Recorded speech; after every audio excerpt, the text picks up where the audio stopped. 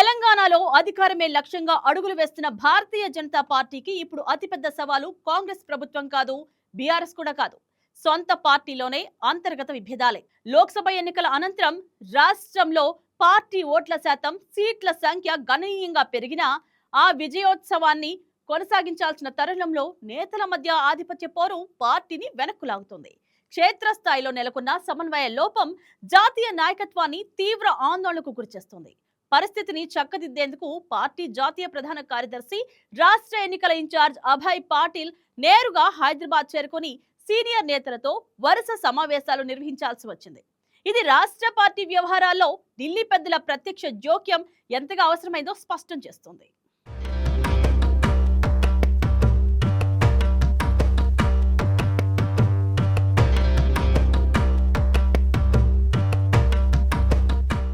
తెలంగాణ బీజేపీలో ప్రస్తుతం ఎక్కువగా చర్చకు వస్తున్న అంశం కేంద్ర సహాయ మంత్రి బండి సంజయ్ కుమార్, ఎంపీ ఈటల రాజేంద్ర మధ్య నెలకొన్న విభేదాలు. ఇద్దరు పార్టీకి కీలక నాయకులే అయినప్పటికీ రాజకీయ ప్రయాణం మాత్రం పూర్తిగా భిన్నంగా సాగింది. బండి సంజయ్ మొదటి నుంచి బీజేపీ సిద్ధాంతాలను నమ్ముకుని పార్టీ కార్యకర్తగా ఎదిగి రాష్ట్ర అధ్యక్షుడి స్థాయికి చేరుకున్నారు. కష్టకాలంలో పార్టీని గ్రామ స్థాయికి తీసుకెళ్లిన నాయకుడిగా ఆయనకు క్యాడర్లో ప్రత్యేక గుర్తింపు ఉంది. మరోవైపు ఈటల రాజేందర్ బీఆర్ఎస్ నుంచి బీజేపీలో చేరిన తర్వాత పార్టీకి కీలక బీసీ ముఖచిత్రంగా మారారు. ఆయనకి కూడా రాష్ట్ర వ్యాప్తంగా వ్యక్తిగత ఇమేజ్, సామాజిక వర్గాల్లో ప్రభావం ఉంది. ఈ నేపథ్యమే ఇరు వర్గాల మధ్య పోటీకి కారణమవుతుందనే అభిప్రాయం వ్యక్తమవుతుంది. పార్టీ కోసం సంవత్సరాలుగా శ్రమించిన తమకు తగిన గుర్తింపు దక్కడం లేదని బండి వర్గం భావిస్తే, ఎన్నికల్లో గెలిపించే సామర్థ్యం, సామాజిక సమీకరణలు తన వైపే ఉన్నాయని ఈటల వర్గం వాదిస్తుంది. ఈ మౌన పోరు కరీంనగర్ జిల్లాను దాటి రాష్ట్ర వ్యాప్తంగా చర్చనీయాంశంగా మారింది.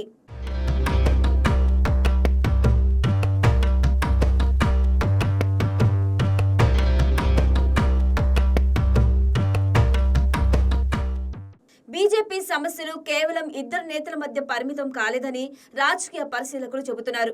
రాష్ట్రంలోని దాదాపు ప్రతి సీనియర్ నాయకుడికి ఒక ప్రత్యేక వర్గం ఉండటం పార్టీకి పెద్ద సమస్యగా మారింది.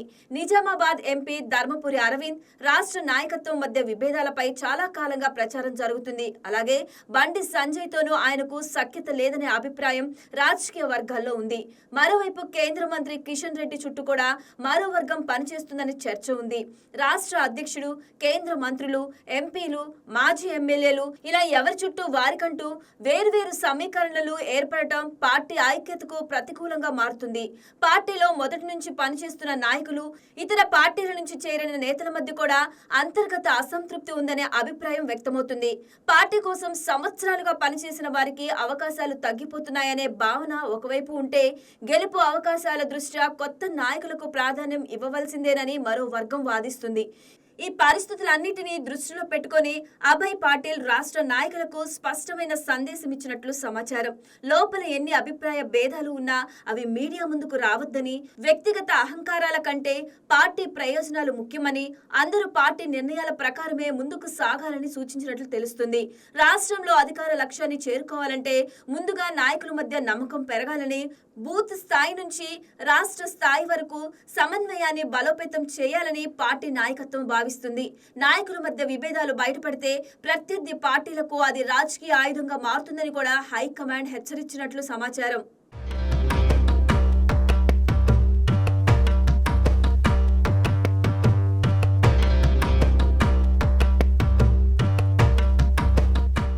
తెలంగాణలో అధికారాన్ని దక్కించుకోవడానికి బీజేపీ ప్రత్యేక వ్యూహాన్ని రూపొందించినట్లు తెలుస్తుంది.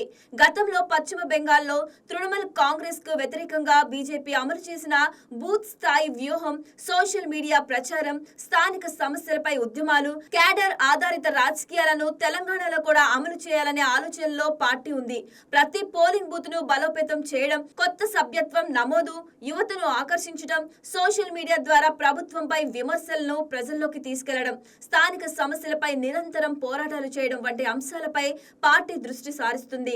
ప్రత్యేకంగా కాంగ్రెస్ ప్రభుత్వంపై ప్రజల్లో అసంతృప్తిని పెంచే అంశాలను గుర్తించి వాటిని రాజకీయంగా వినియోగించుకోవాలని కూడా బీజేపీ ప్రణాళిక రూపొందించినట్లు తెలుస్తుంది. తెలంగాణ రాజకీయ పరిస్థితులు బీజేపీకి అంత సులభంగా లేవు. అధికారంలో కాంగ్రెస్ ప్రభుత్వం ఉండగా బీఆర్ఎస్ కూడా తిరిగి పుంజుకునేందుకు ప్రయత్నిస్తుంది. ఈ నేపథ్యంలో బీజేపీకి రెండు ప్రధాన ప్రత్యర్థులను ఎదుర్కోవాల్సి ఉంది. కాంగ్రెస్ ప్రభుత్వ నిర్ణయాలను ప్రజల్లో ప్రశ్నించడంతో పాటు బీఆర్ఎస్ కోల్పోయిన ఓటు బ్యాంకును కూడా ఆకర్షించాల్సిన అవసరం బీజేపీకి ఉంది. అందుకోసం నాయకుల మధ్య ఐక్యత అత్యంత కీలకమని పార్టీ అధిష్టానం భావిస్తుంది. రాజకీయాల్లో వ్యూహాలు రూపొందించడం ఎంత అవసరమో వాటిని క్షేత్రస్థాయిలో అమలు చేయడం కూడా అంతే అవసరం. ప్రస్తుతం తెలంగాణ బీజేపీ ఎదుర్కొంటున్న పరిస్థితి కూడా అలాంటిదే. ఢిల్లీ నుంచి వచ్చిన సూచనలు, హెచ్చరికలు నాయకుల మధ్య ఉన్న విభేదాలను ఎంతవరకు తగ్గిస్తాయన్నది ఇప్పుడు ఆసక్తికరంగా మారింది.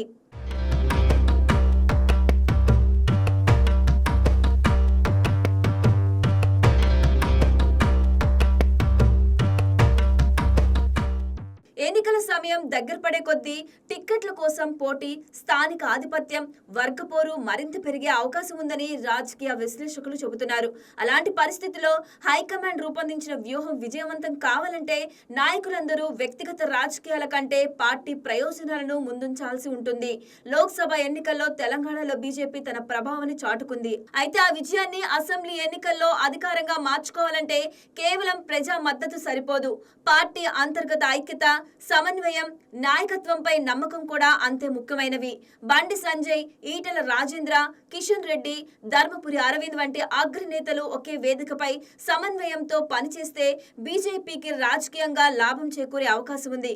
కానీ గ్రూప్ రాజకీయాలు కొనసాగితే ప్రత్యర్థి పార్టీల కంటే సొంత విభేదాలే పెద్ద అడ్డంకిగా మారే ప్రమాదం ఉంది. మొత్తంగా చూస్తే తెలంగాణ బీజేపీ ఇప్పుడు కీలక మలుపులో నిలిచింది. మరి ఢిల్లీ హైకమాండ్ ఇచ్చిన దిశానిర్దేశం పార్టీకి కొత్త ఊపిరిస్తుందా, లేక పాత విభేదాలే మళ్లీ పైచేయి సాధిస్తాయా అన్నది రాబోయే నెలల్లో తేలనుంది. ఒకవేళ కమలనాథులు నిజంగా ఒక్క తాటిపైకి వస్తే తెలంగాణ రాజకీయాల్లో త్రిముఖ పోటీ మరింత ఉత్కంఠభరితంగా మారే అవకాశం ఉంది. లేకపోతే అంతర్గత విభేదాలే అధికార లక్ష్యాన్ని దూరం చేసే ప్రధాన కారణంగా మిగిలిపోవచ్చు.